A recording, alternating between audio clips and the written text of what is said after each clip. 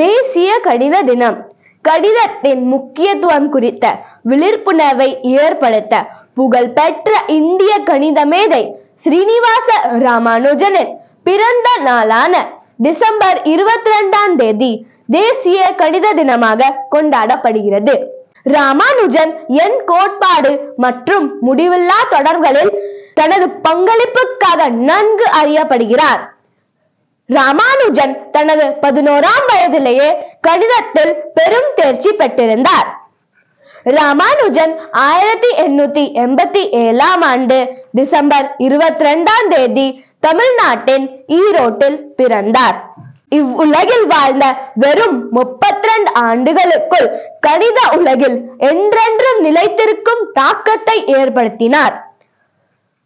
ராமானுஜனின் வாழ்க்கை பல துயரங்களும் போராட்டங்களும் நிறைந்தனர். அவர் கடுமையான உடல்நல பிரச்சனை மற்றும் வறுமை உடன் போராடினார்.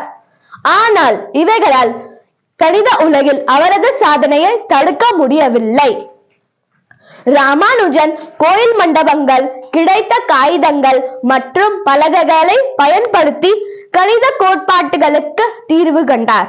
சுவாரஸ்யமாக, அவர் தூங்கும் போது பல கணித கோட்பாட்டுகளுக்கு தீர்வு கண்டார். நாமகிரி தேவி தனது கனவில் வந்து கணித கோட்பாட்டுகளுக்கு தீர்வு எழுதுவதாகவும் பின்னர் அதை அவர் காகிதத்தில் எழுதுவதாகவும் கூறினார்.